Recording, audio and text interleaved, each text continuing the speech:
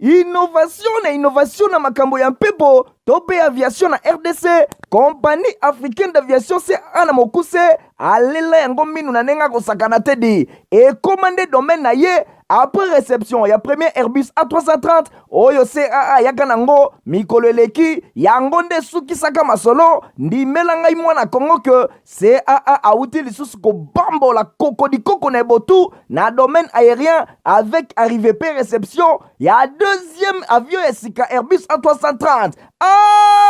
Airbus A330 deuxième frappe yango yo ya mokwake na mapate RDC ya boyebondi melangai ke mon côté na terrain po ezala nanu te ekomi lelo ntimba na nzuzi veut dire mapasa Airbus A330 ba avion ya mokwake ya liboso eyaka yango yo bozwa lix eza nango.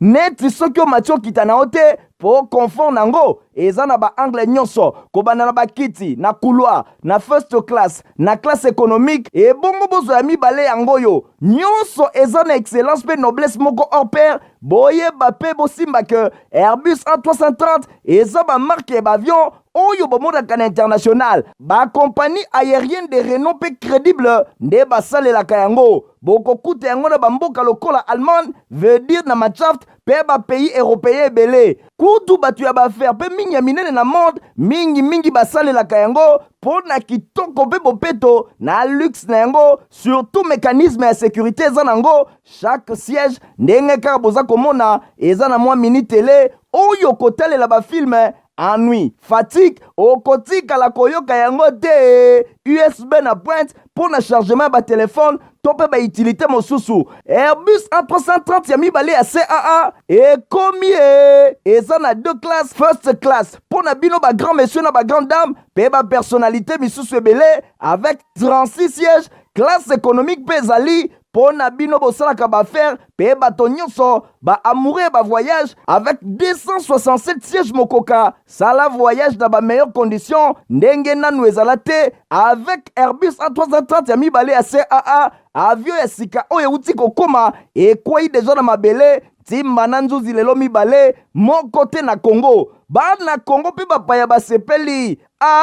Oui, CAA mfumu na ba innovation deuxième avion Airbus A330 yango ekomi. Merci pour poser belle à la télévision, la vidéo pour la colonne d'info, la journal ya peuple pour la peuple. Merci, la fidélité et confiance. On va continuer à causer la journal, la binoto font la journal. Il y a mercredi pour nous savoir que chef de l'État Félix Antoine Tshisekedi Tshilombo a embarqué le mardi 22 août. Na cabinet la délégation moko il y a congrès américain au moment qui est pas il y a républicain John James P démocrate Sama Jacobs. Voilà n'a pas détail longo na héritier Mapindem.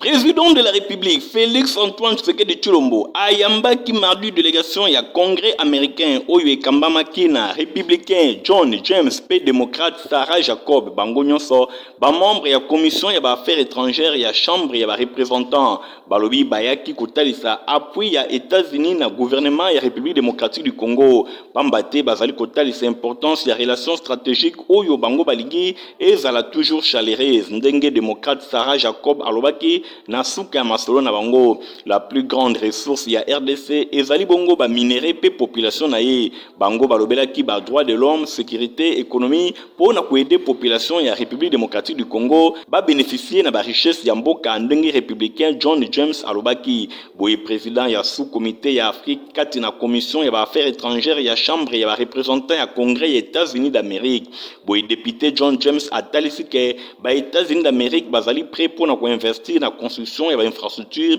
pe développement et agriculture pe kotonga ba pont et longo na ba chemin de fer bango balingi ko aider RDC aye bana kotombola économie na ye pe azala leader na Afrique grâce na développement oyo bango balingi eye bana kosalema groupe bipartisan républicain pe démocrate ya congrès américain bazali ko travailler actuellement na oyo etali projet législatif pour na ko renforcer partenariat stratégique entre Washington na Kinshasa délégation parlementaire américain oyo ezala qui accompagné et pas ya lycée Tamlin oyo azali ambassadeur ya États-Unis na RDC.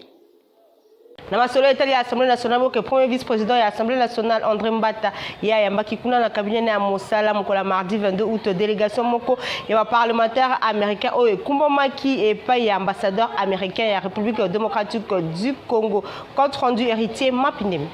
Premier vice-président de l'Assemblée nationale, professeur André Mbata, Betoukoumessou, entouré de deuxième vice-président Pekester, de l'Assemblée nationale, pe député membre de la commission défense et sécurité, de la chambre basse du parlement,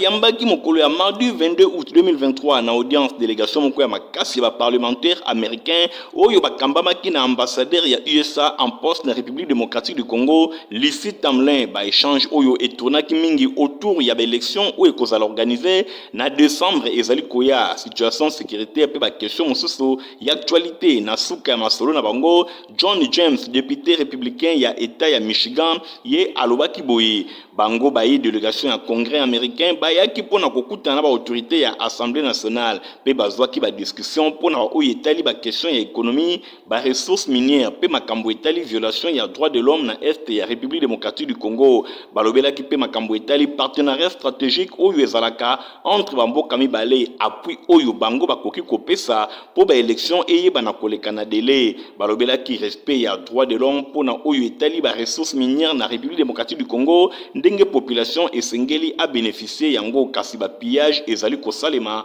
esika na bisika na ngambo na ye premier vice-président ya chambre basse ya parlement André Mbata alobelaki masolo na bango alobi eloko moko ezali sir au nom ya président ya assemblée nationale Christophe Mboso Nkoda Mpwanga oyo azana mission ye pe elongo na ba collègue na ye bayambaki délégation ya congrès américain oyo bayaki ko rendre visite na assemblée nationale balobelaki makambo ya ndenge na ndenge balobelaki ba élection na délai constitutionnel ba élection ezala libre transparente pe crédible balobelaki pe situation na est République démocratique du Congo pe ndenge batu ebele bazali ko continuer kozala victime ya agression ya République démocratique du Congo bango elongo na ba collègue na ye pe délégation ya ba américain balobelaki mingi ba sanction oyo esengeli eyeba na kosalema pona kotelemela agression oyo ezali ko permettre RDCT ayeba na ko jouer rôle na ye na développement ya Afrique pe ya monde.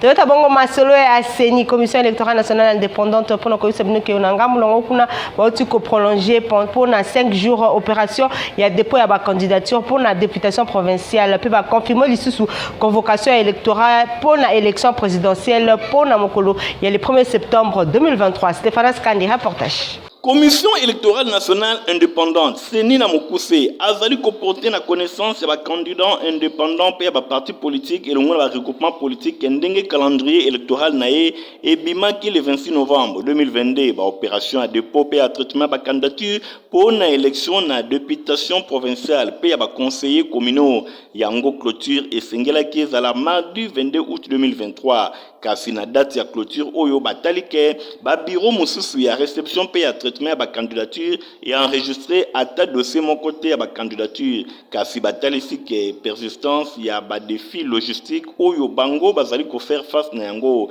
boye CENI atalisi ke la plupart ya ba parti pe ba regroupement politique pe ba candidat indépendant mosusu bazali bongo partagé entre constitution ya ba dossier ya ba candidature na bango na députation provinciale pe na élection ya ba conseiller communaux pe lisusu o etali traitement ya ba contentieux ya ba liste ba candidature na députation nationale devant cour constitutionnelle na souci wana ya kozwa en compte ba préoccupation ya ba parties prenantes peut assurer inclusivité ya processus en cours peut garantir équité tout traitement na oyo etali ba différents compétiteurs ya CENI na tina wana CENI a décidé ko proroger na 5 jours période ya dépôt ya traitement ya ba dossier ba candidature na députation provinciale pe na élection ya conseiller communaux soit ko banda le 23 kino le 27 août 2023 na tina wana période ya ajout pe ya retrait ya substitution ya ba dossier et ko kendeti le 20 août tu pe le 1er septembre 2023 Natina wana ba renseignement où ils allaient tirer na lettre ya vice premier ministre pe ministre intérieur sécurité pe affaires coutumières daté na le 21 août 2023 ils allaient qui adressé na CENI pe ils allaient kolobela mingi nécessité ya ko reporter l'élection communale na ba entité mosusu territoriale oyo ezana problème ya ba conflit mingi penza na pouvoir coutumier pe ya délimitation administrative natina ba contrainte oyo nyonso CENI a décidé qu'organiser élection ba conseillers communaux na date date ya le 20 décembre 2023 kaka na ba commune oyo ezali situé na ba chef lié ba province na tina wana seni azali ko rassurer que ba candidat indépendant et ba parti pe ba regroupement politique oyo ba futaki déjà ba caution na bango pona ba commune bazali concerné te bango ba cause la prise en compte tango organisation ba élection et ba conseiller communaux na kuna na 2024 ko salema na ba commune oyo etikali selon calendrier oyo ezali réaménager pe et kozala publier na délai moko esengeli na suite ya chronogramme opérationnel pour etali dépôt pe traitement ba candidature na députation provinciale pe élection ba conseiller communaux ezali ko se présenter boyi ko banda le 28 kino le 1er septembre 2023 ajout ya retrait ya substitution ba dossier ba candidat na ba députation provinciale pe pour na ba conseiller communaux le 13 septembre 2023 publication ya ba liste provisoire ya ba candidat député provinciaux pe ba conseiller communaux ko banda le 14 kino le 29 septembre 2023 dépôt pe traitement ya ba recours en contestation ya ba liste ya ba candidature na élection na députation provinciaux liboso ya cour d'appel pe ya ba conseiller communaux liboso ya ba tribunaux ya grande instance oyo ezali kosala office ya ba tribunaux administratifs le 14 octobre 2023 publication et pa ya seni ya ba liste définitive ya ba candidat ya ba députation provinciale pe ya ba conseiller communaux seni azali ko profiter na occasion pour na ko confirmer que convocation ya électorat pour na élection présidentielle ezali bongo prévu le 1er septembre 2023 pe azali ko talisa volonté na ye ya organiser ba élection combinée na délai constitutionnel na date ya le 20 décembre 2023. Président, il y a Union Patriote pour la cohésion nationale, Jean-Claude Dumbi, à Kitaki, na quartier Maman Mobutu, pe na météo, pour la commune d'Angalima, pour na expliquer vision na ye, na base na ye, oyo, baza ko zelaye. Et Stéphane Skande na dit national, on peut pas détail.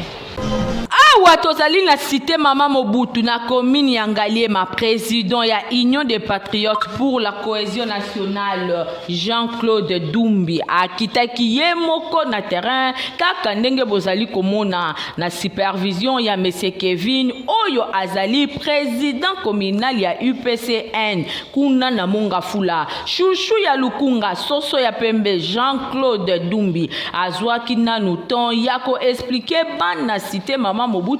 vision ya IPCN oyo ezali ya développement kolinga pe ko soutenir bana ya mboka bazala autonome mingi ba oyo bazali na batalon IPCN bazali wana pona ko appuyer ba projet na bango awa ayaki pona ko concrétiser vision yango elongo na ba mama oyo batekaka déjà mapa basala kabaji pe ba yaourt nzela ya UPCN bakoma autonome Jean-Claude Dumbi azali vraiment soso ya mboka ya solo boyo kanenge a expliquer ngai kombo na ngai eza soso pembe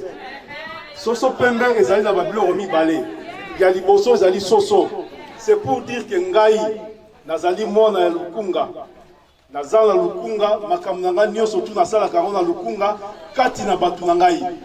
nalamukaka na batu na ngai nakendaka musala na batu na ngai nakolala kaka epai ya batu na ngai azali ko travailler sans retouche awa ayaki na quartier météo na espace Mama Lili kaka na même exercice si boyebi tina nini tozali kati na esika oyo tina na biso ezali ete bandeko na biso ngai elongo na ba oyo baza ko accompagner ngai bopusa biso botombola biso tokende wapi epai ba décision ya makasi ezwamaka mpona mboka ba décision oyo ezwamaka mpona bomoi na yo mpona bomoi ya bana na yo mpe mpona bomoi ya famille na yo mobimba alors bino nde esengeli bozala ba auteur ya ba décision oyo ya bomoi na bino makambo oyo ya kosala ete bato misusu bazwilaka bino ba décision to bato misusu badeside mpona futur na bino esili ezali nango facile pona bokoma na UPCN ya Jean-Claude Dumbi bolekaleka na avenue Isangi numéro 277 na commune ya Lingwala wapi epai siège social na bango ezwami.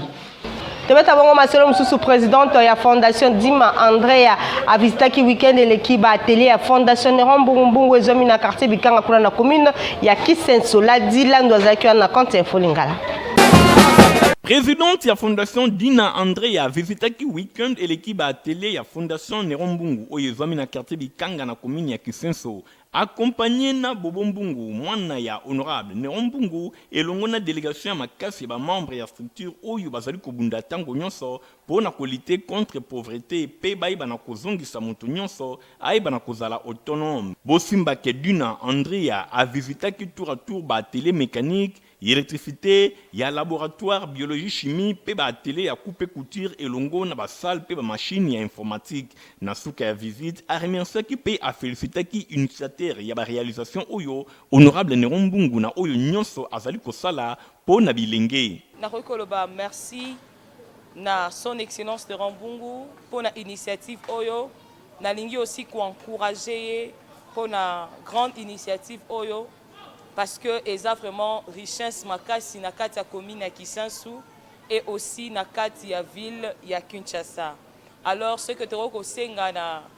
son excellence Nerombungu et que atelier oyo ezala kaka na Kisansu te mais tozana posa atelier oyo ezala na ville mobile ya Kinshasa pour lutter contre le chômage, contre la pauvreté. Dina Andrea et l'ongona délégation nae bakendaki pe na complexe scolaire Mama Pemba pour na ko visiter école oyo bâtiment administratif salle polyvalente ya Fondation Nerombungu visiblement ba sepelaki makasi pour na œuvre sociale fait philanthropique oyo et salemi na ba fonds propre ya honorable Nerombungu na quartier oyo ezali enclavé na ville ya Kinshasa nyonso kaka pour na kosunga bilenge bazwa formation pe bakoma utile na société. Patron ya fondation oyo ezwami na kombo na ye Dina Andrea akumisaki occasion oyo pe asengaki na bilenge nyonso ya commune ya Kisenso en particulier pe ya ville ya Kinshasa en général bayeba na kozwa formation kati na esika oyo pamba te formation ya qualité ezali kopesama avant batika complexe scolaire Mama Pemba bazangaki te kotalisa esengo na bango epai ya personnel administratif oyo ya école complexe scolaire Mama Pemba pe population nyonso bavandi na ville ya Kinshasa en général pour na ndenge bayambi bango na occasion ya visite na bango na installation ya complexe scolaire Mama Pemba. Toyota bongo masolo ya justice conflit ezali kolekana makasi entre ba héritier ya famille Massamba feu papa Massamba Makela Simon o azali promoteur ya complexe scolaire Massamba ba audience salama ki ya makasi mokolo ya lundi 21 août 2023 kuna na tribunal ya Matete. Reportage Stéphane Skandi.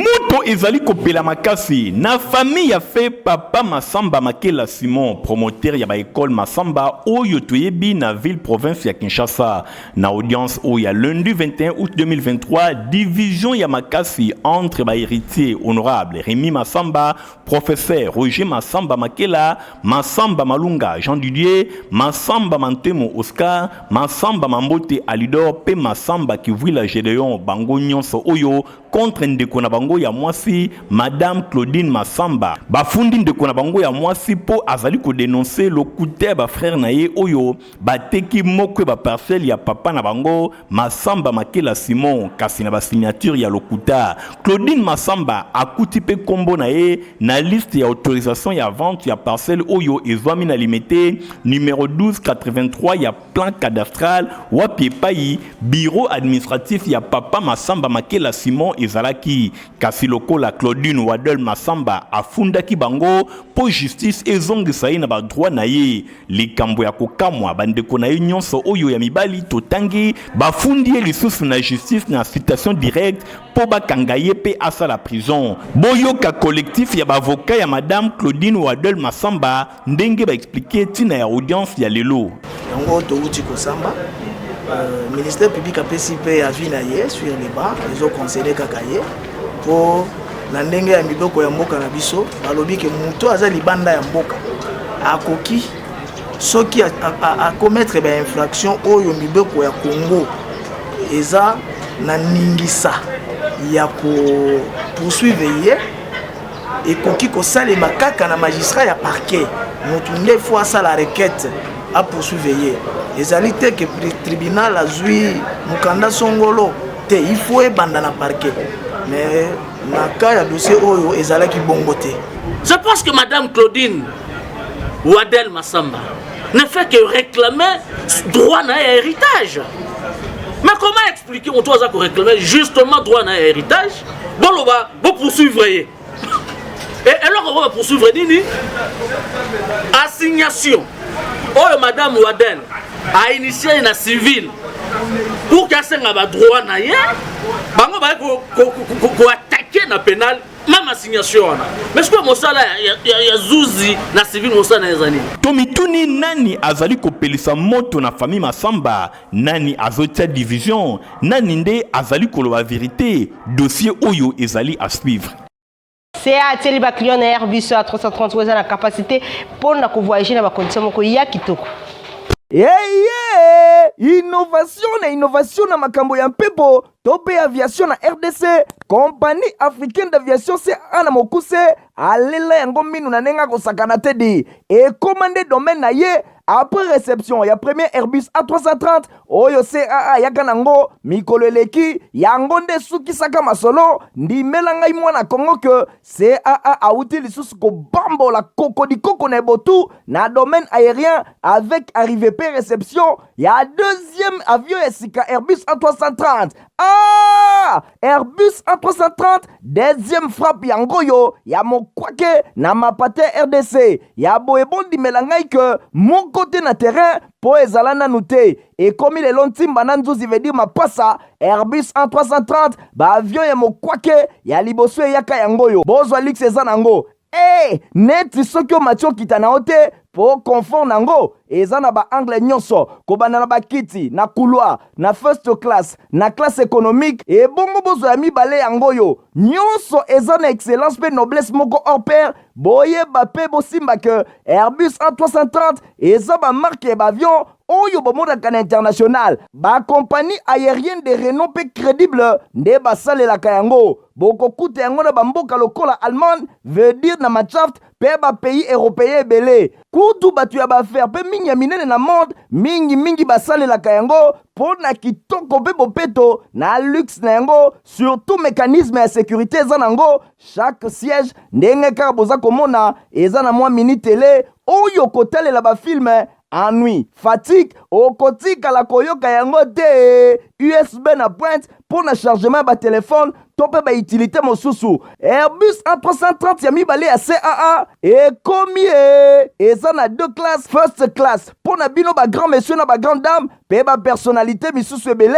avec 36 sièges classe économique pe ezali pour na bino bosalaka ba faire pe bato nyonso ba amoureux ba voyage avec 267 sièges mokoka sala voyage dans ba meilleures conditions ndenge nanu ezala te avec Airbus A330 ya mibale ya CAA avion ya sika oyo uti kokoma ekwei deja na mabele timba na nzuzi lelo mibale moko te na Congo bana Congo pe bapaya basepeli oui CAA mfumu na ba innovation deuxième avion Airbus A330 yango ekomi na masolo etali religion bobaki rassemblement de jeunes nyonso ya vie province ya Kinshasa en particulier pe ya République démocratique du Congo en général kosalema mokolo samedi 16 septembre na stade Tata Raphaël na ngonga ya 9h na bokambemi évêque général Dodo Kamba ou azali bongo président ya église de réveil du Congo Fabrice Lundombi Michael Bristoto reportage Jeune Elembo Yekolo, bilenge bozali bilembo ya République démocratique du Congo, na thème wanande évêque général ya Église de réveil au Congo RC na mokuse mwana mboka Israël Dodo Kamba azali kotambola bisika na bisika pour na sensibiliser ba fidèles ya Église de réveil par rapport ya activité monene pe ya kafu oyo ekosalema le 16 septembre 2023 na stade Tata Raphaël de la Ketule et paiwapi ekozala message moko très important ya évêque général ya Église de réveil Israël Dodo Kamba bosimba ke mokolo ya lundi 21 août 2023 akendaki na commune ya Lemba mingi penza na église babengi Salem oyo ezwami na avenue bypass et paiwapi ba fidèle ya église de réveil ya district ya Moamba basangana kikuna tomonaki ya commune ya Ngaba Kisenso Matete pe commune ya Lemba évêque général apesaki message kaka moko pona kotalisa ndenge nini activité ya le 16 septembre 2023 ekoleka na stade de martyr de la Ketule et paiwapi ba fidèle nyonso ya ville ya Kinshasa esengeli bazala pona koyoka message na thème Jeune Elembo ya mboka bosimbake ezali thème moko très capital oyo bato nyonso esengeli ba bénéficier na yango ba fidèle ya ngaba kisenso matete pelemba bazalaki vraiment édifié na visite oyo évêque général Israël Dodo Kamba asalaki na église Salem pe message oyo ye apesaki ezalaki vraiment capté 5 sur 5 et sukaki wana te après temple Salem oyo ezwami na avenue bypass akendaki na quartier Kingabwa na commune ya Limete epai wapi ayambamaki mpona bafidèle ya commune ya Limete na salle Philadelphie kuna pe ezalaki kaka même message consensibiliser bafidèle bayeba na participer massivement na activité ya le 16 septembre 2023 na stade de martyr de la Quetule toujours na thème jeune Elembo ya mboka message ya évêque général Dodo Kamba ezalaki capté 5 sur 5 mobilisation ezali kokoba na ndenge ya kosakana te pona kotalisa ke le 16 septembre 2023 stade Tata Raphaël de la Quetule et kotonda na ndenge ya kosakana te pamba te mobilisation oyo évêque général Dodo Kamba azali kosala et monani vraiment ke ba église de réveil bango nyonso ba telemi pona kozala sima ya moko na bango numéro 1 évêque général Israël Dodo Kamba. Tozana communiqué nécrologique pour la lecture nango. Famille Matetana Disombolo bazana mawa ya koyebisa na bandeko baninga pe bayeba na bango nyonso liwa ya mama ndeko pe mwana na bango Diabanza oyo akufaki depuis le 16 août na hôpital Saint-Joseph na commune ya Limete epai wapi nzoto ezali kobombama bosimbake matanga ezali kosalema na lopango ya libota oyo ezwami na quartier Kwengede na commune ya Matete veille mortuaire ekosalema bongo mokolo ya vendredi 25 août 2023 na quartier Kwengede na espace Izipa mokolo ya samedi 26 août 2023 nde nzoto ya mowei ekobima bongo na morgue ya hôpital Saint-Joseph ya commune ya Limete po na bokundami na ye tika ete communiqué oyo ekomela bato nyonso bayebaka mama Diabanza.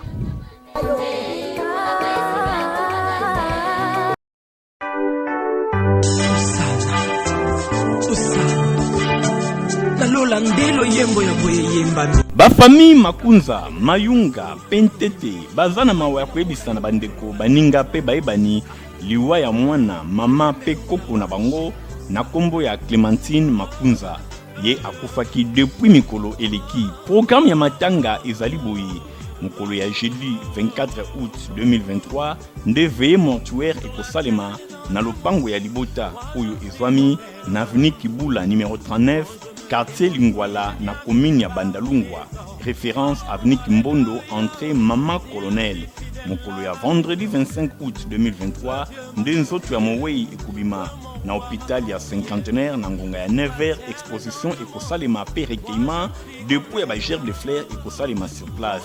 boyena à partir ya 11h nde bokundami ekosalema na cimetière ya Kimberley oyo ezwami na province ya Congo central tika ete communiqué oyo ekomela bato nyonso bayebaka mama Clémentine Makunza. Place na info ya ba journaux héritier mapinde mi la salle de sélection peu commentaire. Mbote pe boyei bolamu na info ya ba journaux ya mercredi 23 août 2023 oyo tofongoli yango na quotidien La Prospérité. Concert à l'obéli dépôt y a pas candidature na présidentielle RDC fini à confirmer rendez-vous oyo pour le 1er septembre 2023 et Zalaki Bongo na communiqué moko oyo centrale électorale a outi ko annoncer pour na kotalisa ke ba candidat nyonso esengeli babongama électorat pour na élection présidentielle et Zali Bongo confirmé pour le 1er septembre na même occasion commission électorale nationale indépendante a prolongé pour na 5 jours dépôt ba candidature pe ba traitement pour na oyo etali députation provinciale pe pour na ba conseiller communaux na tina wana 5 jours oyo soki eleki seni akozonga lisusu simate pambate train ya élection ezali vraiment en marche ndenge bango moko ba confirmer toke na ngambo mosusu journal l'objectif alobi les tout puissants Fortunat Biselele azali akité ezalaki bongo ex conseiller privé ya chef de l'état Félix Antoine Tshisekedi Tshilombo oyo azalaka poursuivi depuis mikolo eleki pona intelligence elongo na Rwanda pe ba pays voisins oyo bazali accusé ko soutenir ba rebelle ya ba M23 nzokande mokolo ya lobby ezalaki acquittement na ye pamba te na tribunal bamoni ke biloko nyonso oyo ezalaki ya lokuta. Annonce oyo esalemaki epai ya maître avocat na ye maître Richard Bondo oyo a confirmé information kaka na même journal l'objectif alobi publication ya examen d'état babandi oyo babengi bakuluna bakomi ko se déguiser na ba finaliste bapakoli ba poudre na mutu bakosi ke bango pe bazwi diplôme pona kosala mobulu bisika na bisika. Confrère l'objectif alobi bongo scène oyo esalemaki mingi tango ya publication ya résultat ibimaki pona province éducationnelle ya Funa epai wapi na commune ya Selembao ba jeune délinquant oyo basalaki mobulu ya ndenge na ndenge kasi na ba poudre na mutu nzokande bazali bakuluna bazali na bango ba finaliste ya secondaire te ndenge bazali kotalisa. Voilà na information oyo nde tosukisi info ya ba journaux ya poko ya lelo botika la malamu. Bozalaki ebele pona kolanda info lingala journal ya peuple la pe bosepele kinango pesa merci na Igor Ntingi Matomi na zaki bongo na sima ya caméra concours rédactionnel Nadine Asona héritier wa pinemi ya superviseur ki journal au revoir. Innovation na makambo ya mpepo tope aviation na RDC compagnie africaine d'aviation CA na mokuse alela yango minu na nenga kosakana te di et commandé domaine na ye après réception ya premier Airbus A330 oyo CAA yaka nango mikolo eleki yango nde sukisaka masolo ndimela ngai mwana Kongo ke CAA auti lisusu ko bambola koko na botu na domaine aérien avec arrivée pe réception ya deuxième avion esika Airbus A330.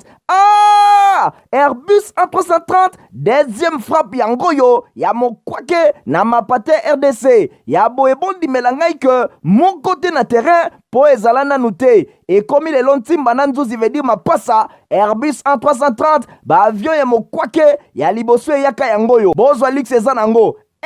neti soki omati okita na ote po confort nango eza na ba angle nyonso kobanda na bakiti na couloir na first class na classe économique et bongo bozo ya mibale yango yo nyonso eza na excellence pe noblesse moko hors pair boyeba pe bosimba ke Airbus A330 eza ba marque ba avion oyo bomodaka na international ba compagnie aérienne de renom pe crédible nde basalelaka yango bokokuta yango na bamboka lokola Allemagne veut dire na Machaft pe ba pays européen ebele kutu batu ya baaffaire pe mingi ya minene na monde mingi basalelaka yango po na kitoko pe bopeto na luxe na yango surtout mécanisme ya sécurité eza nango chaque siège ndenge kaka boza komona eza na mwa mini télé oyo kotalela bafilme ennui, fatigue, okotika la koyoka yango te USB na pointe pour na chargement ba téléphone tope ba utilité mosusu Airbus A330 ya mibale ya CAA ekomi eza na deux classes first class pour na bino ba grand monsieur na ba grande dame pe ba personnalité misusu ebele avec 36 sièges classe économique pe ezali po na bino bosalaka baaffaire pe bato nyonso ba amoureux ba voyage avec 267 sièges mokoka sala voyage dans ba meilleures conditions ndenge nanu ezala te avec Airbus A330 ya mibale ya CAA avion ya sika oyo uti kokoma ekwei deja na mabele timba na nzuzi lelo mibale moko te na Congo bana Congo pe bapaya basepeli oui CAA mfumu na ba innovation deuxième avion Airbus A330 yango ekomi